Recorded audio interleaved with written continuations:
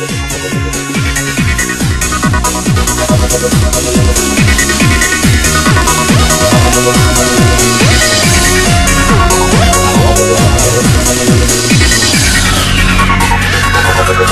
paparannya untuk Festival Kasut Antarabangsa 2015 yang telah berlangsung baru-baru ini. Ya, hujung minggu yang lepas sebenarnya, Rina. Dan Jimmy Choo dan Zeng Toy, dua ikon yang besar, berada di satu tempat pada satu masa. Memang ramai yang datang untuk menemu ramai mereka, terutama sekali wartawan asing. Baik, untuk waktu ni Terence, kita nak pergi kepada perkara yang mungkin yang lebih orang kata serius untuk waktu pagi kita sekarang ni, tapi penting juga untuk kita berikan perhatian.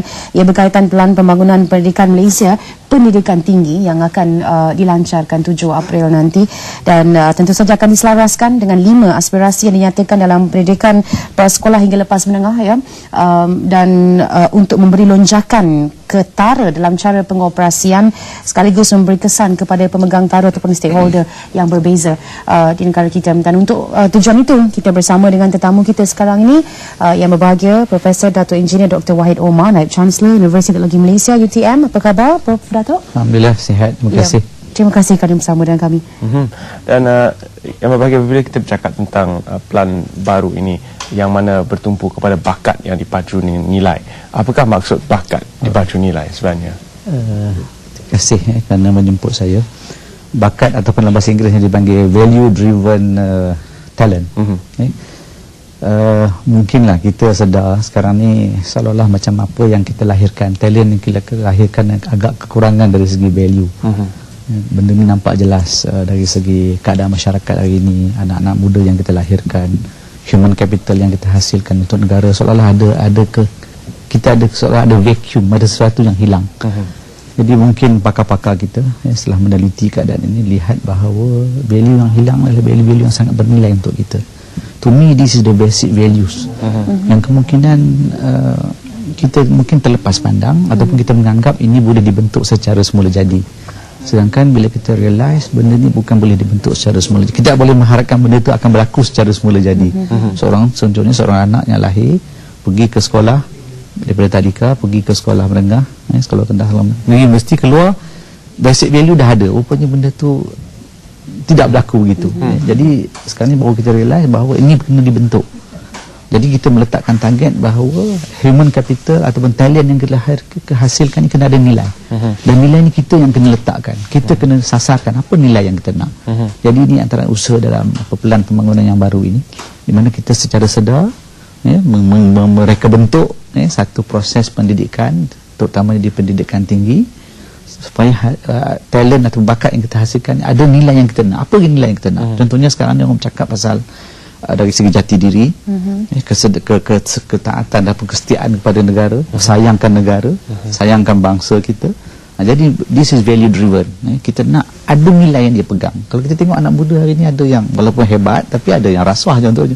Sebab apa dia rasuah? Sebab nilai pada dia tak ada nilai. Dalam hati dia tak ada rasa bersalah. Sedangkan bagi saya, kalau orang itu ada nilai, dia akan lihat benda ni, dia self checking lah. Seorang yang tahu apa yang dia kena buat, apa peranan dia dalam kepada sebuah negara, ataupun apa peranan dia kepada sebagai global citizen. So dalam plan ini kita meletakkan nilai-nilai yang jati diri yang baik dan juga value yang lain. Contohnya keupayaan untuk berfikir, keupayaan untuk berkomunikasi, keupayaan untuk berinovasi, kepedayaan untuk berani mencabar sesuatu yang kita rasa tidak kena dengan value kita.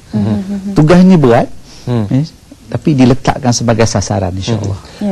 Kalau kita lihat pada akademia semata-mata, ia boleh diajar dan kita boleh ada cara untuk mengukur pengajaran dan pembelajaran. Tapi kalau kita bercakap tentang nilai, sesuatu yang subjektif. Bagaimana untuk mengukur keberkesanan program itu? Ya, memang sukar. Macam tadilah, skill kita boleh bagi. Kalau saya dalam bidang kejuruteraan awam, saya boleh ajar macam mana nak desain jambatan. Ada formula dia. Tapi membentuk nilai, dia mengambil masa yang lebih lama. Dan kita tak boleh menyerahkan hanya kepada satu pihak. Kita tahu sekarang ni orang ramai bercakap salah satu masalah nilai yang berlaku sebab kita terdedah kepada macam-macam bentuk. Anak-anak kita terdedah kepada benda-benda, dia tak tengok daripada cikgu, tapi dia tengok daripada media, dia tengok daripada persekitaran dan sebagainya. It's very difficult, but I think this is the challenge that we have to to face it. Jadi nilai ni dia terbentuk melalui mungkin budaya. Jadi kita kena ada, contohnya saya di universiti itu saya sebut, kalau kita letakkan macam-macam benda yang kita nak bagi kepada student, kita nak tengok pelajar kita hebat, pelajar kita berani, pelajar kita boleh berfikir, pelajar kita macam-macam, ada ke nilai itu pada kita sebagai pensyarah, sebagai gurunya? Sebab apa? Saya rasa sebahagian daripada observation ataupun pemandangan student ni kepada habit kita ataupun kelakuan kita kan. Kalau kita bercakap lain, buat lain, dia hilanglah keyakinan, timbullah kesukaran untuk membentuk nilai tadi. Tapi kalau kata cikgunya hebat, cikgunya nampak ada sasiah yang tinggi, berupaya melakukan macam-macam, seorang yang memang berketerampilan, saya rasa ada kesan kepada murid ataupun graduan ataupun bakat yang cuba kita bangunkan. Jadi memang susah, terutamanya kita kena lihat pada diri kita, budaya kita macam mana. Kalau kita rasa kita sendiri memang tak boleh nak tolak tentang budaya rasuah contoh, kita bercakap tentang apa nama ketelusan, tapi kita sendiri tidak telus, macam mana kita nak lahirkan orang yang telus?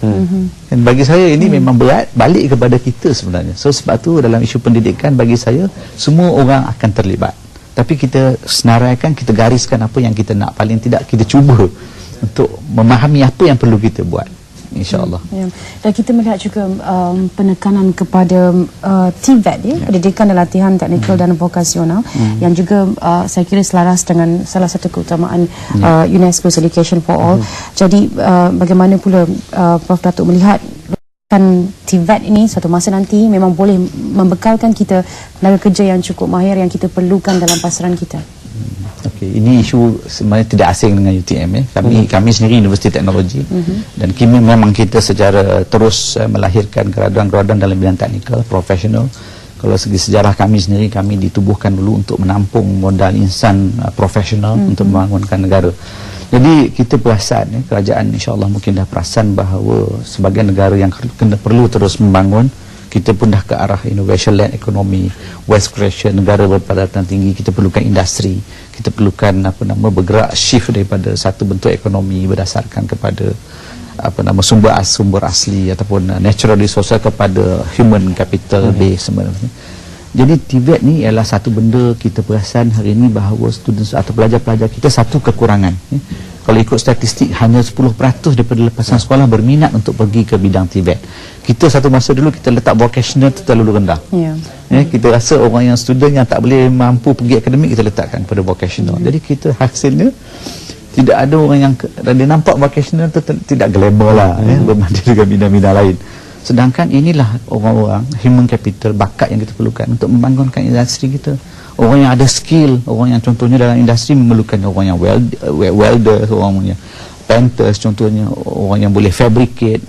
Jadi orang-orang ini kita kurang. Kita bukan dia TVET ni, kalau ikut apa namanya saya faham apa yang akan berlaku nanti ialah di peringkat supaya mereka ni bila berkecimpung dalam bidang ini, dia tak rasa dia rugi. Dia tak rasa dia tertinggal. Jadi apa yang kita akan cuba lakukan ialah supaya kita memberikan nilai yang sebenar kepada mereka. Contohnya gajinya sepatutnya tidaklah kita letakkan pada para yang rendah. Ataupun dia tidaklah orang kata mereka-mereka ini contohnya habis diploma nak pergi degree. Kita vacuum lah di bahagian yang kita perlukan kemahiran. Jadi kita nak hands on. Sebab tu benda ni kita kena betul lah, saya rasa kita membuat sesuatu yang insya-Allah, kalau kata dulu kurang betul, sekarang kita membetulkan supaya kita boleh bergerak dan kita mampu menampung keperluan bila kita nak bergerak ke arah lebih negara berpendapatan tinggi, kita nak menggerakkan industri, kita nak menggerakkan innovation. Mereka ni sepatutnya boleh dan kita tahu kan dalam industri ni bukan dia bukannya operator. Kalau dalam industri ni ada operator ni dia nampak apa depan dia buatlah. Ini bukan, ini yang kena berfikir. Mereka yang mampu untuk memfikir, mencari jalan yang terbaik, menyelesaikan masalah-masalah mungkin dalam pengeluaran, teknologi dan sebagainya. Bukan sekadar memasang saja, tapi mencipta dan berfikir untuk melakukan penambahbaikan. Itu yang berbalik kepada ada new skill yang kita perlukan. Dan seterusnya pengkomersialan idea-idea yang dihasilkan. Kita dengar bahawa universiti-universiti ada terlibat sama dalam membantu murid-murid dan juga mahasiswa ini mendapatkan patent. Tapi akhirnya universiti yang terpaksa menampung patent kerana idea itu tidak dapat dikomersialkan. Jadi sehubungan dengan itu ada penambahbaikan dicanangkan supaya mewujudkan innovation ecosystem daripada idea terus ke pengkomersialan. Okay, saya rasa saya miss satu keyword tentang isu pendidikan tadi selain daripada value driven. Sebenarnya kita ada satu lagi yang attribute yang kita nak ubah, shift student kita daripada bila keluar sebagai graduan mencari kerja. Kita nak graduan kita ni memikirkan macam mana dia boleh mencipta pekerjaan, macam mana dia tak perlu pun menjadi dia sepatutnya menjadi majikan ataupun mencipta sesuatu. Ini ekosistem baru yang kita cuba wujudkan. Balik kepada commercialization pun sebenarnya universiti sepanjang yang saya sejarah kita banyak kita cuma nak mengkomersialkan produk di mana-mana dalam dunia the best hasil penciptaan yang boleh dikomersialkan adalah sekitar dalam 5%. Di Malaysia kita mencapai dalam 4%. Itu dah kira kejayaan lah bagi kita sebab susah. Tapi kita memikirkan wealth creation dalam bentuk kita menyelesaikan masalah. Berapa banyak staff akademia kita yang masuk ke industri cuba mencari penyelesaian, memikirkan kaedah menambah baik, menjimatkan orang kata cost. Ini berlaku. Yang kita in fact kalau tengok banyak dokumen-dokumen kita pun telah investment yang dibuat kepada institusi pengajian ini telah pun menghasilkan pulangan yang sebenarnya lebih baik daripada apa yang kita laburkan. Jadi ini dah berlaku. Jadi commercialization ialah kena merangkumi tadi penyelesaian masalah dan juga penghasilan produk. Di mana penghasilan produk ini memang sesuatu yang mencabar kerana dia bukan hanya bergantung kepada universiti, dia bergantung kepada industri. Kesediaan industri untuk mengambil produk kita dan membangunkan produk. Tapi dari segi kita menyelesaikan masalah, kita cuba menjadi konsultan kepada banyak masalah-masalah yang dihadapi oleh industri, itu telah berlaku. Dan saya rasa boleh diperbaiki, tapi tidaklah orang kata terlalu yang kita gembur-gemburkan tidak ada dan tidak ada. Sebenarnya ada. Cuma kadang-kadang kita tak pandai package-kan apa yang kita buat. Apabila ia terlaksana nanti, kita mungkin akan mempunyai golongan remaja yang lebih matang, yang lebih cepat matang daripada semasa kita, Terence, contohnya.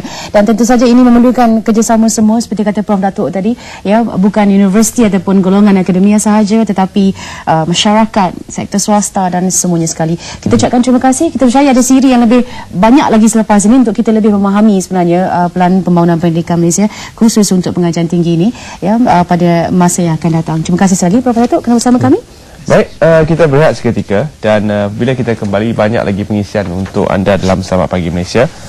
Kita akan bersama dengan tetamu-tetamu lain membincangkan tentang Hari Penjara misalnya, dan Rina juga akan bersama dalam sambutan peringatan Hari Polis ke-208. Yang avatar dekat Always tadi kan? Ninja Polis. Bukan Ninja Polis. Okey, baik, berehat seketika, kembali selepas ini.